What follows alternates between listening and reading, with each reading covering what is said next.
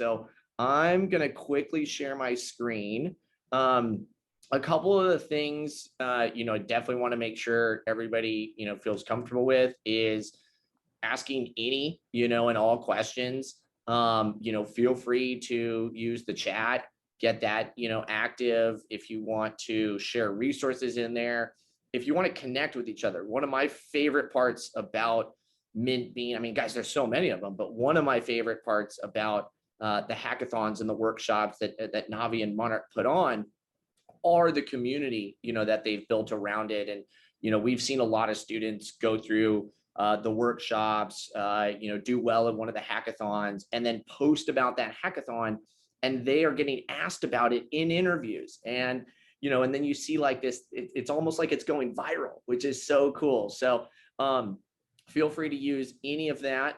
As I mentioned, I'll start off with, the slideshow here. And really kind of what we're going to be talking about is, of course, the, really just negotiation, but, why it's underutilized, unfortunately. And a lot of it really just comes back to the fact that, kind of people get nervous when they negotiate. So we'll start off with a quick little bio. I guess we'll start with the past. So I grew up in Northern California, a small little surf town called Santa Cruz. If you've seen the recent movie Us, then that is actually filmed there. Gives me chills still to go back to the boardwalk.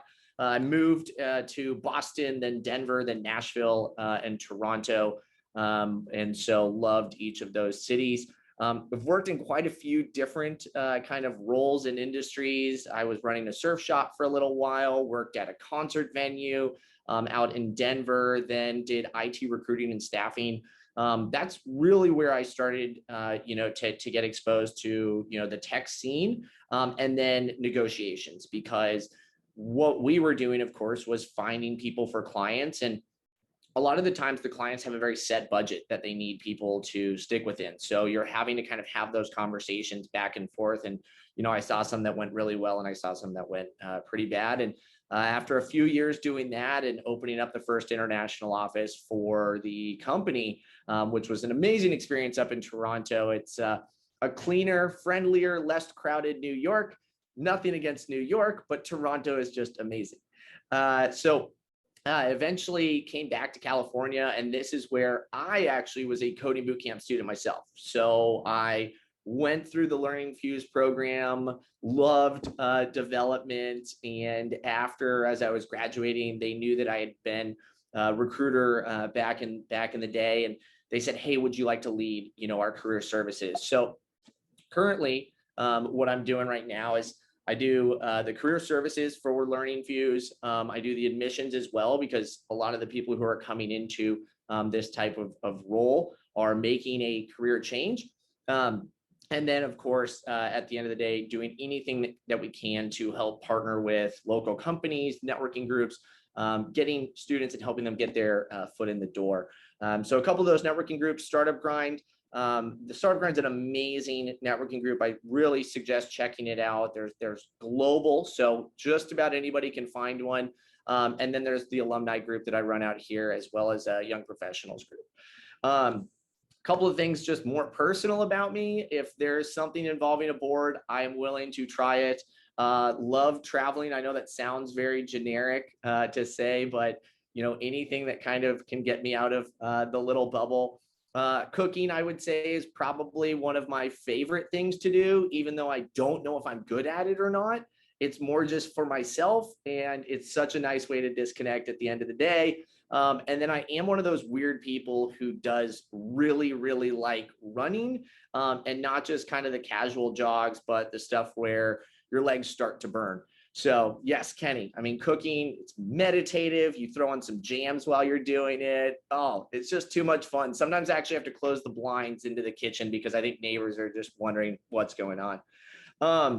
So the first thing I want to start with is a quick poll. So Navi is going to put this into the chat, and want to try to kind of get an idea as to how people feel about, let's start with, have you ever done a negotiation before. So we'll open this up.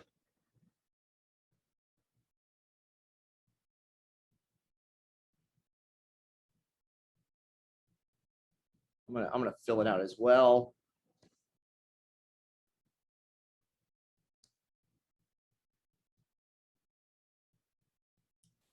Okay, so you know what? I'm gonna switch screens here.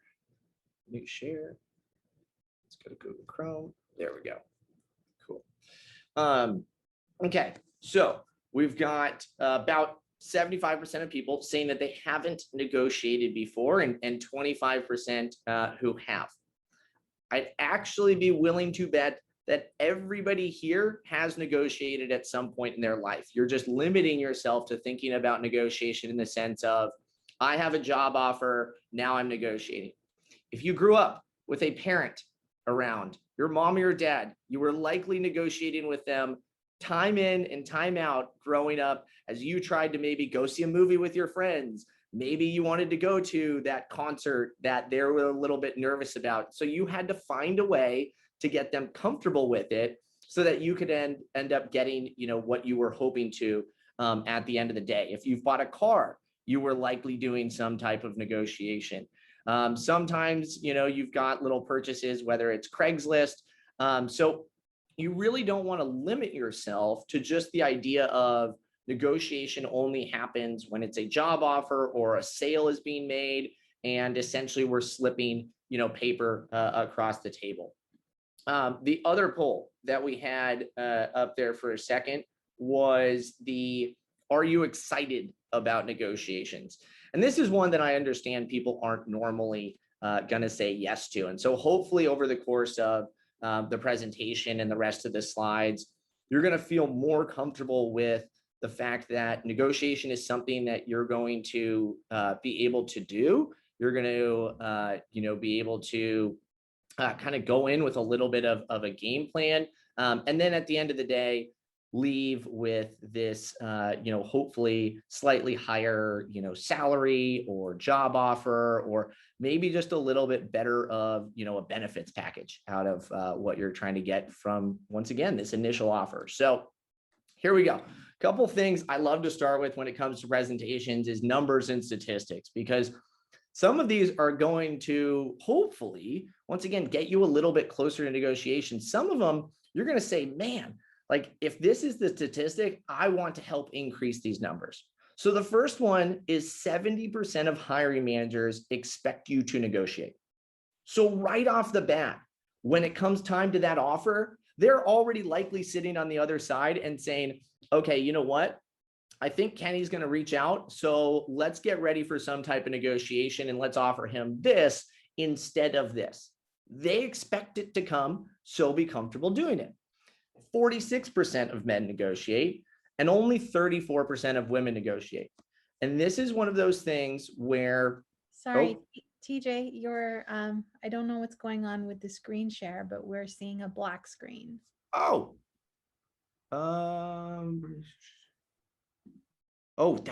is this back now? Yeah, we're back. Okay, sorry about that. Okay, well, we've already covered the statistics.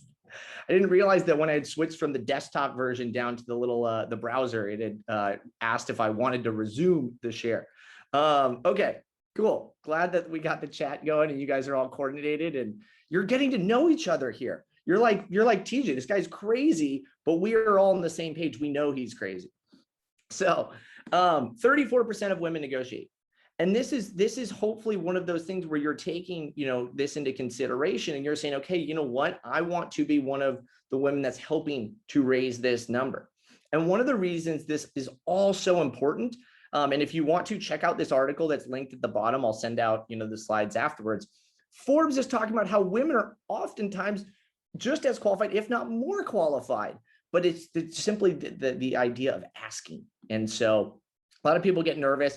And then finally, you're looking at about a 7.4% average offer increase when it comes to negotiations. So hopefully you feel a little bit more comfortable with it. And then at the same time, when you see those offers, you're excited about the fact that you can and you probably will end up getting a little bit more money. So why are we going to negotiate? One, it's going to help show your soft skills. So this is where let's get some participation from the audience. Who here can think of some soft skills that you would demonstrate while you're negotiating?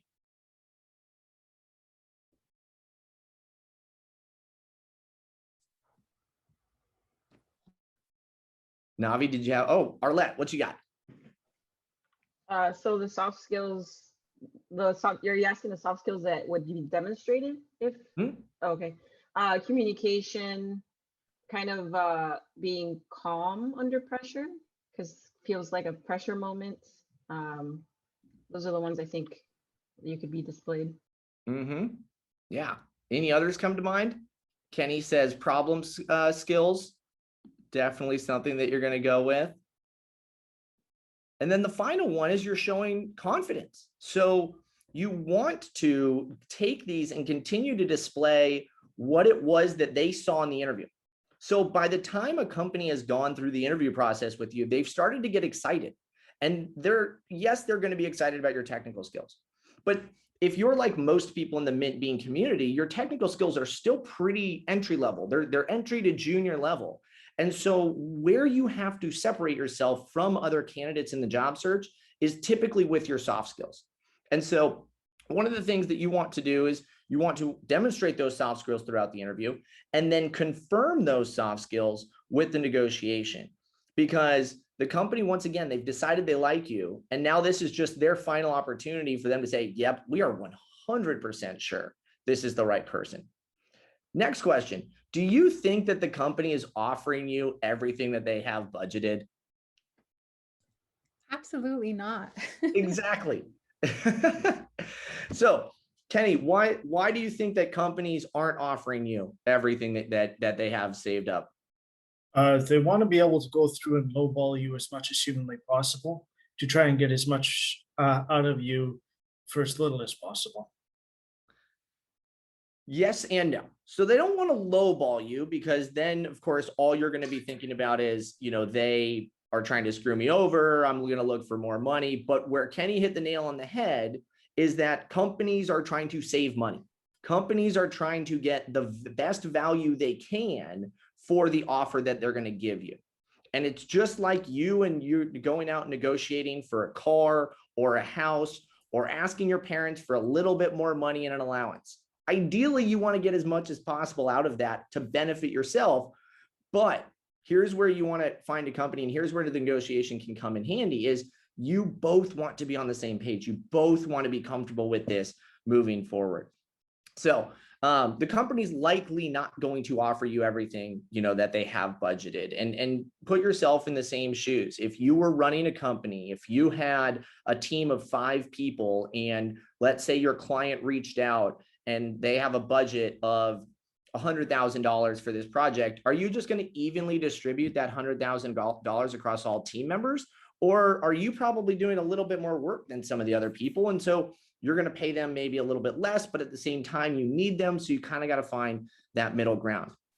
We already talked about the fact that 70% of managers expect you to negotiate. So this should be a reason for you to negotiate. And then finally, they rarely pull the offer back. So one of the biggest fears people have about negotiating is that you're going to say, I'm going to negotiate. I'm going to try to get more money. And if I do it, they're going to take the offer away. Oh no, I don't want to lose this offer. It happens only in cases where people negotiate poorly. Getting back to those soft skills at the top. If you are not displaying good communication in the negotiation, well, now you're moving farther away from being the candidate that they had thought that they had talked to. Maybe you're now demanding something instead of saying, hey, I really appreciate the offer. Can we work on this together and get to a certain number? But you're saying, nope, I'm only doing this, take it or leave it. You're not sliding a piece of paper across the table. And by having a conversation with them and coming in with what we'll talk about some of the steps that you want to do later, you're going to get to a point where they're once again excited about you. They're not going to pull the offer, but maybe they'll let you know why they can't meet the number that you're hoping for. Okay, So it's time to negotiate. Let's say, Angel, you get a call and I've got a job offer for you. And I say, Angel, we're going to offer you the job. Here's the number that we got. What's the first thing that you're going to do? Thank you so much for extending this offer. I really appreciate your time. Let me take some time to think about it. Yes. Oh man, it's almost like she had it, like she knew I was going to ask that question, which she didn't, but that's exactly what you want to do. Ask for time to think about it. Tell them you need to talk to your family. Tell them you need to think about it. You need to, look at all of your options. Companies are going to tell you that they need to hear back by the end of the day, or they, have to close the position, and that by tomorrow or the next day. They're doing that because they don't want to lose you. Companies are worried that when they find a great candidate, you're also going to be interviewing elsewhere, and you're going to have other offers that maybe pull you away from them as the opportunity. So if they put this time pressure on you, then you're more likely to, of course, accept their offer and they don't have to continue interviewing once again. But they also like you. You've gotten to the point where they have the offer. So keep reminding yourself that you are the one they chose out of the, let's say, 100 plus applicants, 25 plus interviews that they started with. They whittled it down to you and one other candidate. They sat in a room together and they were like, who are we going to go with? Are we going to go with TJ? Or are we going to go with Navi? Well, TJ was a little loud. So you know what? We're going to go with Navi. And now they've gotten excited. They've started to think about where Navi's going to sit in the office, or, what her maybe avatar is going to be, with the company, who's going to get her on their team. Like, all of these things start to happen. And so you can take some time to think about it. And then the next thing you need to do is you need to make sure you set up a phone call or a Zoom, because you never negotiate over email. The reason you don't want to negotiate over email is because you lose not only the power of having a conversation and showing them why it is that you feel this way and have come to this number that you're looking for, but you also don't know the tone that they're going to read your email in. So if they woke up, get your email, and the first thing they say, it says is, TJ's responding and says, thanks for the offer, but I thought about it and I need 75K. They just heard me say, I need this. I'm not, a first email that they get, maybe they're not even like having their coffee yet. So they're not in the best of moods. We've had, when I've been here at LearningFuze, we've had 2 people who have had their offers rescinded.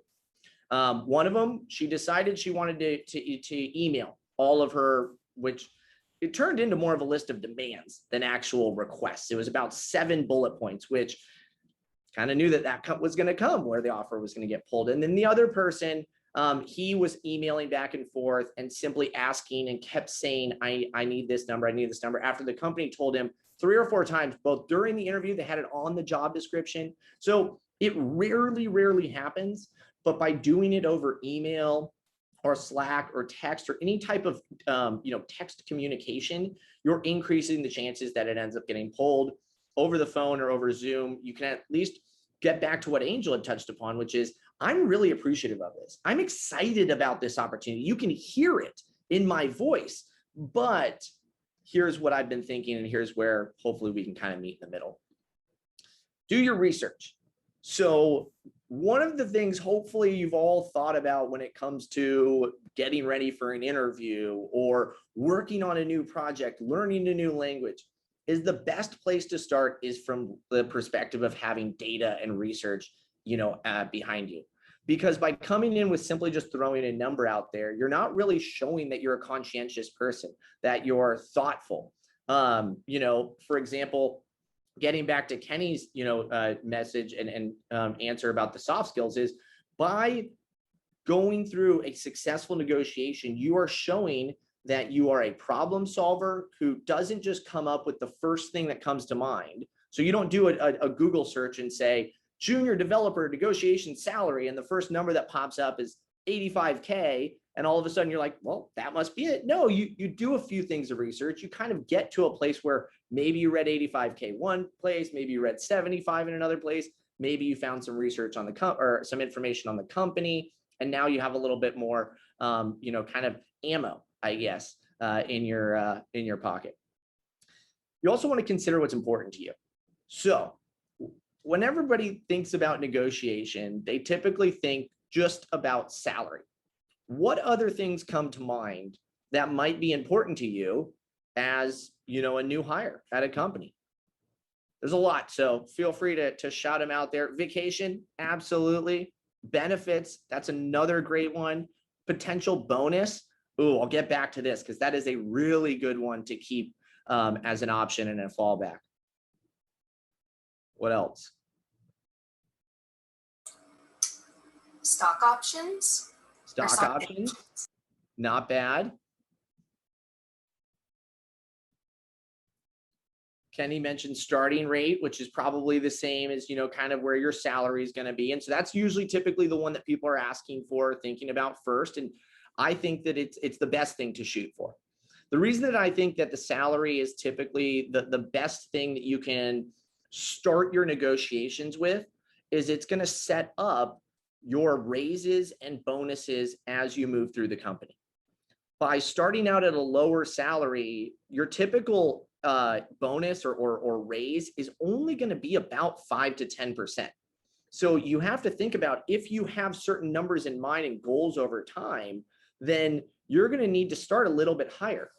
But of course, if a company can't do that, then it becomes, you know, then you have to have some of these other options, which, you know, we've talked about vacation days. We've talked about, you know, benefits that you would have in there.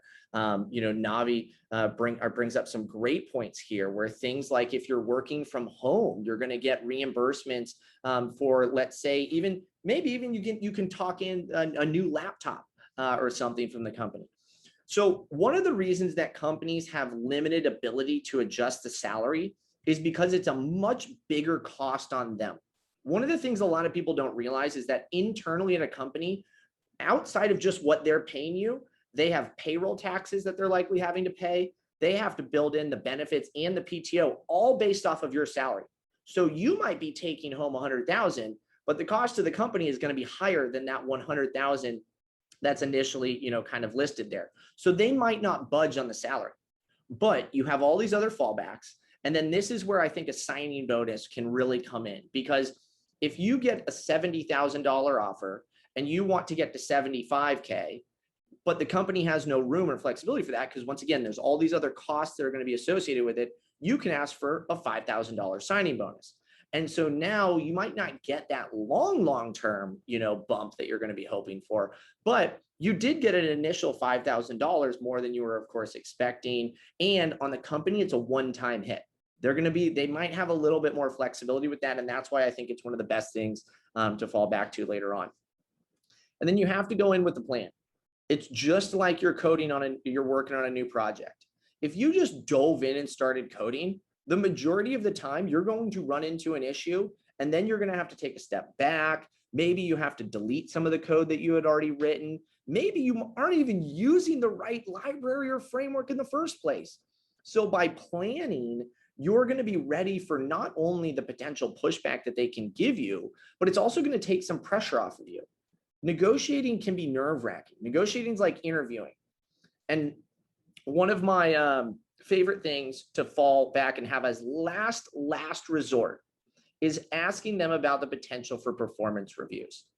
Because if the company has no flexibility in the salary, they can't change, you know, and some companies have this. Some companies have rules as to where everybody starts. So the last 3 junior developers, we all started them here. We have to start you here too, to be fair to them. Yeah, I mean, you might be a better developer than them, but I do understand that this might be a company policy. But if you truly end up being a better developer and add more value to the company than other people, then the company should have no problem giving you a performance review at some point and talking about potential bonuses and raises there. So asking what the timeline is for a performance review. I think you should shoot for 3 months, 6 months at the latest. 3 months is a good timeline because it gives you a goal to shoot for. Companies are typically going to be able to see how you're picking up the technologies, the workflow in those 3 months. Sometimes it might be tough, but it's also going to be more, light a little bit more of a fire underneath you, because you now have something to work towards, and you know that the company's keeping an eye on it as well. Performance reviews are a great one. And then, okay. So one of my favorite phrases is, or quotes is from, Benjamin Franklin, and by failing to prepare, you're preparing to fail. And this applies to a lot of life. Specifically the job search process, interviewing, and then of course, negotiations. We won't go into interviewing because that's a whole nother can of worms that would probably take, Navi and the team can do an entire series on what, you need to be doing for interviewing. But in my career, as both a recruiter who's hired hundreds of people and the career services director at LearningFuze who has coached hundreds of people, I've never heard somebody say and leave an interview, I over-prepared. What they say instead is, wow, that went great. Oh man, I love talking to that company. Oh, I was ready for this question that, they kind of threw at me. But more often than not, you hear people say, shoot, I wish I had spent some more time getting ready for that. Oh man, I saw that on the job description, but I just didn't look into it. Usually you have the time to get ready for these things. So same thing with preparing for an interview. You've done all this work. If you're going to go into a negotiation, make sure that you've prepared for it. So a couple key phrases, and this is my favorite of all time. I would feel more comfortable. The reason that this is such a key phrase is because the company wants you to be happy. As much as they are thinking about themselves and the value that they're going to get from a new developer, good companies want happy employees, because happy employees are going to stay around. They're going to work harder. They're going to be easier for other people to work with. And they aren't going to have to go, and they aren't going to be looking for a job where 6 months into it, a year into it, they've left for more pay because the company initially lowballed them. So while you're getting ready to talk to the company and tell them what it is that you're looking for, saying I would feel more comfortable is going to show them that where you're at right now, you're kind of a little bit worried about. And so by getting to something that matches what you're hoping to get, they're going to see and have a happier employee in the long run. You also, once again, you need to show that you've done your research. If you're coming in with simply just a number, or I read that this, or here's another one that companies hate to hear, my friend told me. It's fine if you're talking to friends. It's fine if you're talking to cohort mates, instructors, but it's research. You're pulling all of this together. I read it on Twitter. I saw somewhere. No, come in, show that you've done some research on it. And then of course you can get to the point where by showing that you've done that, you're a conscientious, thoughtful person who isn't just kind of just slinging answers out there. If you do have something in that, so maybe it isn't salary, maybe it is those reimbursements, maybe it's the fact that you're driving an hour to get to the company. And so by driving and sitting in the car for an hour, you're hoping that maybe you can, get a toll road, coverage, or you can get some reimbursement, for the gas that you're going to be spending. That's a fair suggestion. If they come back, you don't want to just shoot them down. Of course, you want to be prepared to kind of, once again, meet in the middle if needed. And then if you get to the end of the negotiation, when, let's say, the company says, well, we aren't able to meet your number, but we can do a performance review in 3 months, 6 months, whatever it is, make sure that you confirm that. And if possible, try to get it in writing. There's nothing worse than having a negotiation, finding out a few months later that the person says, we didn't agree to that. We didn't decide on that, which, by the way, is actually one of the reasons I left my last company, is because of the fact that somebody told me one thing and later on he pulled back on it and said, I would never say that. And I was like, I was on the phone with you, but didn't get it in writing. So that was my mistake. Okay. So a couple takeaways, and then we're almost done here. So if anybody has any questions about whether it's negotiations or, Kenny's got a question here. We'll dive into that here shortly, or just the hiring process in general, or even if recruiters are all evil, I'd be happy to talk about any of that kind of stuff. So companies are expecting you to negotiate. They're probably not going to take that offer away. They want you, and they don't want to continue interviewing. Just as much as you don't like interviewing, companies don't like it either. It is something that no manager has at the top of their list.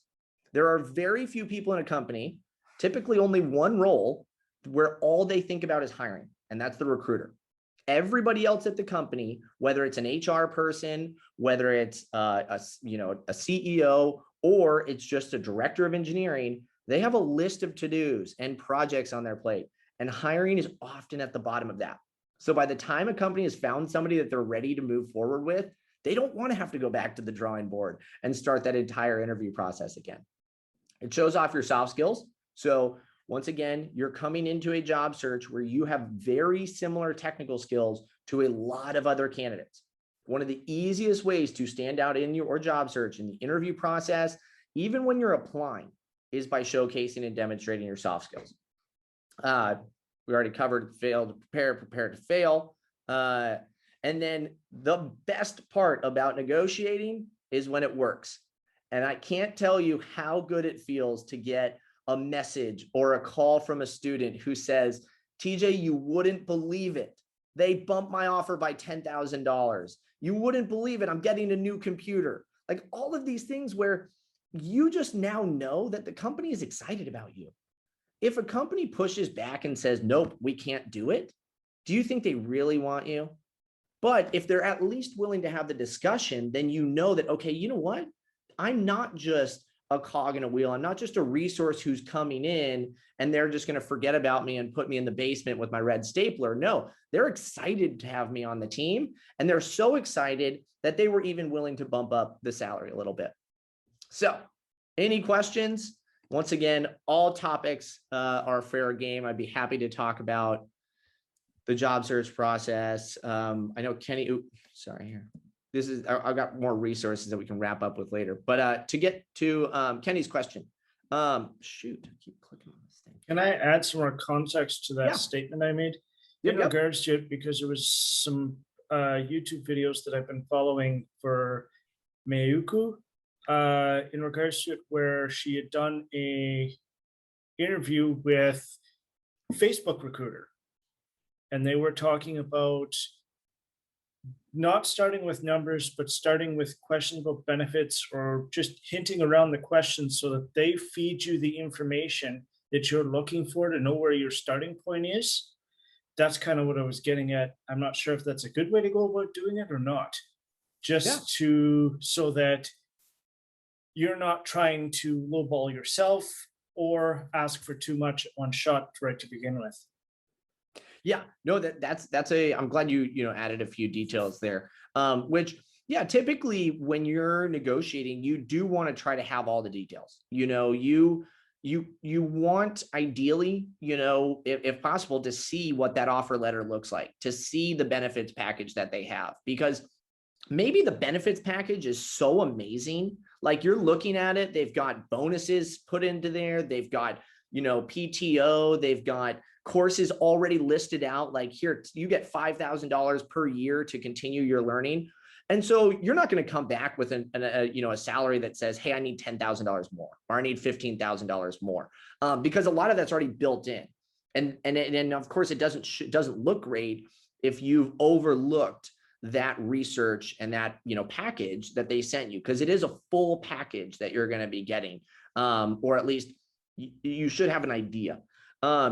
So getting all of those details is a great spot to start, because it also shows that you're more interested in, once again, the offer, what the company is bringing, not solely number. If you're coming out and all you talk about is number, well, then they're going to take a step back and say, wow, this guy, this girl only cares about money. And what's going to happen in 6 months or a year? Because by the way, once you get your foot in the door, everybody, you're set. You're going to start getting people reaching out to you. You've got a year of experience under your belt. You're going to get companies that are reaching out. You're going to get these opportunities where you're like, where was this a year ago? So they know that you are in high demand. They know you are a valuable resource.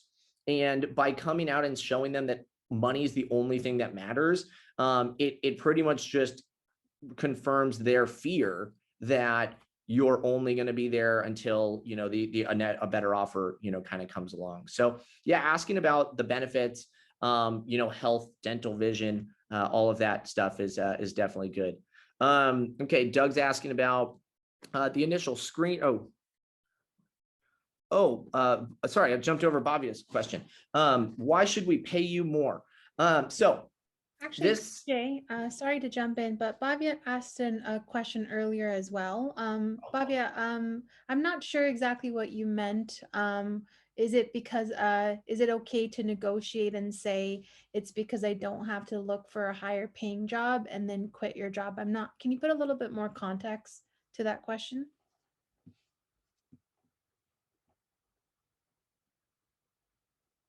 Hello.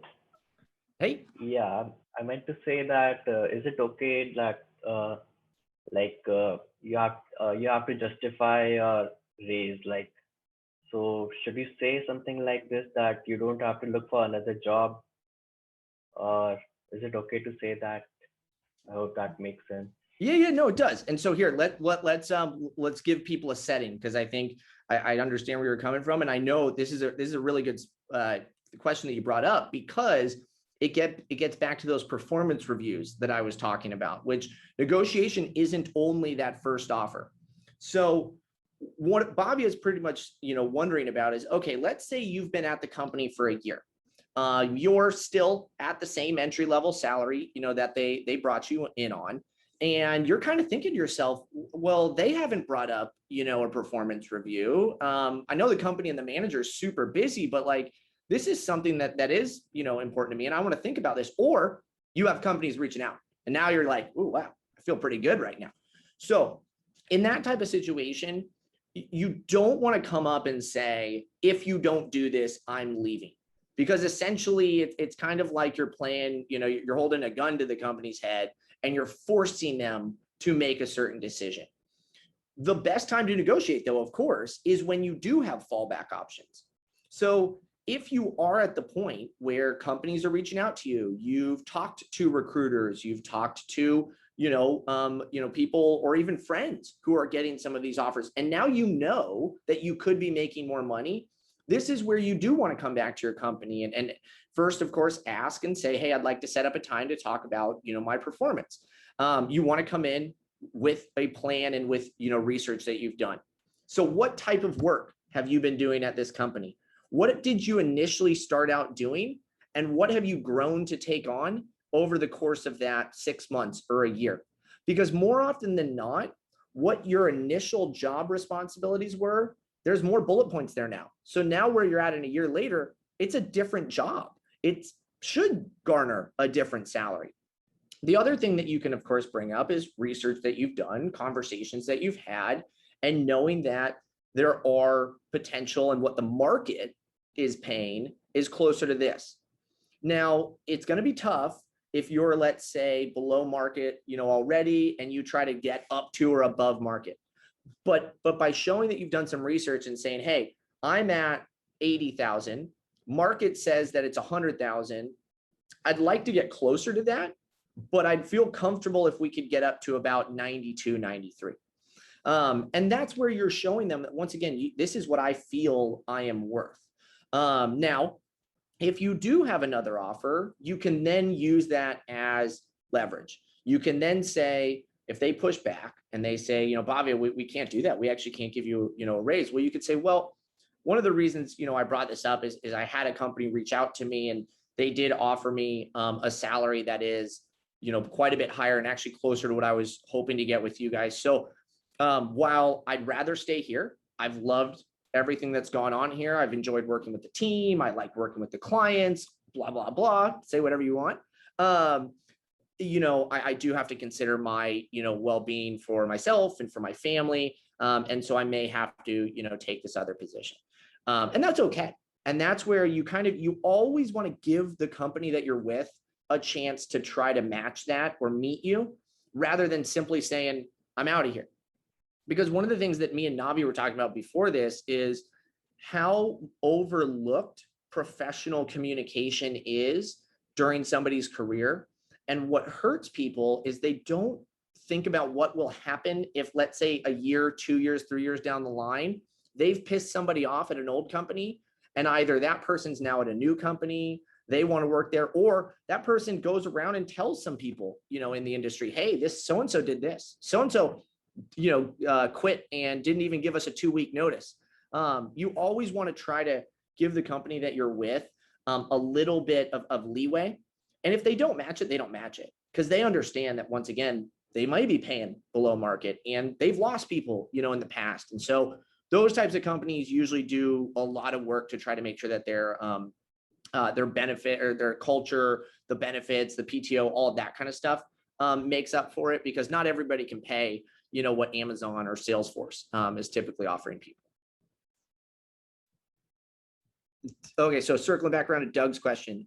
During the initial screening, if the recruiter asks for expected salary, is that set in stone or can it be negotiated? It can be negotiated. This is something that I get a lot of questions about with students, especially when they're applying to positions online and there's a box on there that says, what are you looking for? Same thing with the initial, kind of conversation when you're on the phone with, a recruiter. The toughest part is not really knowing exactly when that question is going to come. So if you can go into the interview with a little bit of insight and thought into, hey, if this question comes up, how am I going to answer it? Then of course you'll be a little bit more prepared. A couple of things you can try, but the tough part is these recruiters are trained to do this, whereas a lot of us, if this is new to you, negotiating and communicating this stuff can be difficult. So you can always say, well, I have a range in mind, but I'd like to hear kind of what you guys have budgeted and what you're kind of thinking I would fit within that budget. Some recruiters will answer it. Some will say, you know what, Doug, unfortunately, I need a number from you because I need to make sure that it's going to, fit with us moving forward. And you can either do one of two things then. You can say, well, gosh, this is kind of tough, but do you mind if I email you back, or I think about it and then get back to you, tomorrow when I've had a little bit more time? You can try that, or you can do, which I think is the ultimate fallback, is, well, gosh, this is early in the conversations, but gosh, if I had to give you a number, it would probably be somewhere, and you can give them a big range, 50 to 70,000. I know that that's a big range, but there's a lot that I need to get a better understanding of as to what my roles and responsibilities will be, what the company culture is like, because I'm really focused on the opportunity. Money's good, but at the end of the day, I'll have a better idea as we kind of, continue these conversations. It's not easy, of course, but some recruiters and HR people ask it just right off the bat because they've talked to people who said, I need 100K. And they go, okay, well, for our entry-level developer, we don't have 100K, budgeted for this. But try to have a number in mind, that you're going to be comfortable with. So I would be okay getting my foot in the door as an entry-level developer at this number. It's not going to allow you to go buy a new car. It's not going to allow you to, maybe you can start buying, some Dogecoin or something, but you're not going to go buy, a full Bitcoin, or sorry, Bitcoin. There we go. So have a number that's kind of your baseline. And then of course, make sure you've done some research on the market so that you can say, okay, here's my range. And then that way, based off of the conversations you're having with the company, you can give them that range if you absolutely have to fall back to it.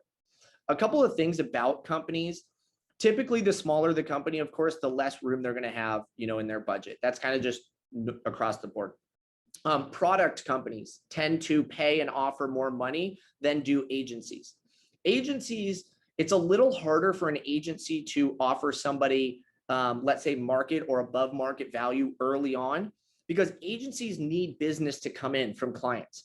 And as a new developer, they're taking a pretty big risk on you because they're going to have you doing work pretty quickly. But what we've seen with agencies is that students typically get more performance reviews with them because they're more open to, wow, we've now seen you grow and we can see the value that you're bringing, to our team.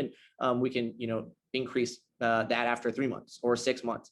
Whereas product companies are going to be, your Salesforces, your Amazons, your Microsofts. And these are the types of companies who they have a pretty big client base already. There's a lot of business already coming in, and they know that they can pay at or above market for talent.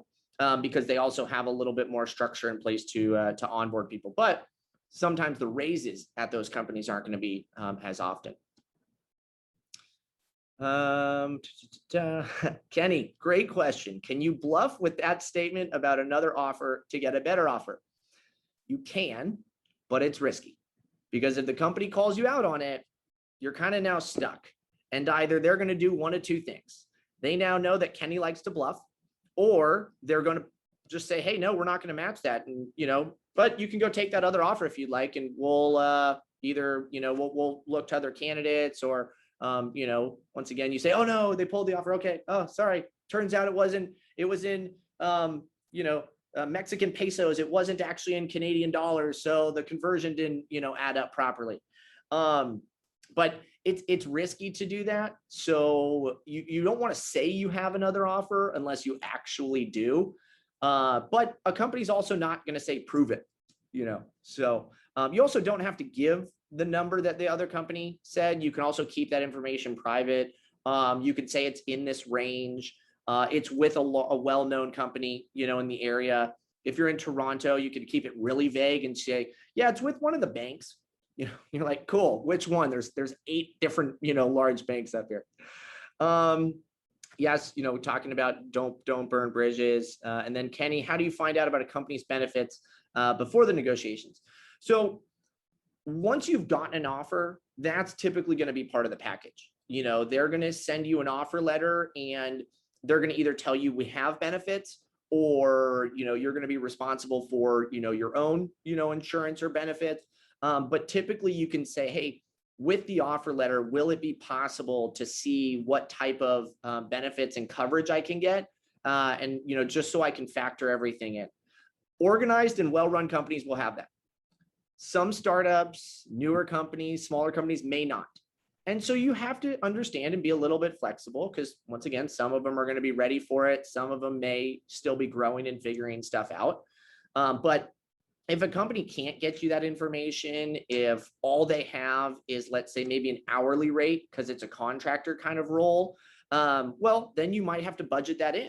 So if they don't have benefits, then when in the negotiations, you can come back to them and say, well, unfortunately, $35 an hour, it's going to cover kind of my, living expenses, but it's not going to cover, my healthcare cost, my child's daycare cost, my let's say, I guess healthcare is usually, the big one. And so then think about what that number needs to be, and add in a few dollars and say, I'd actually need about $38 an hour to cover those costs. And hopefully, that's something that you guys can be flexible with.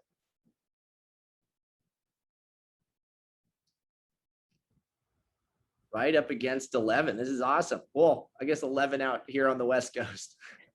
2 o'clock back east.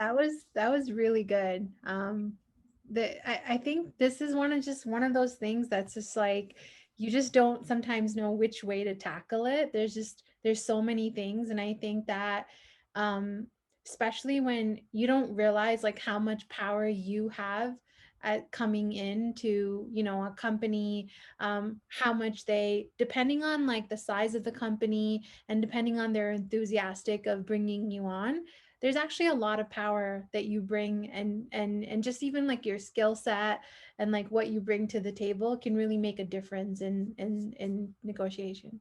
Yeah, no, for sure. And what I'll do, as I mentioned, is I'll send out the slideshow, and then at the end of the slideshow, I know I didn't click to the next slide, but there's a list of resources.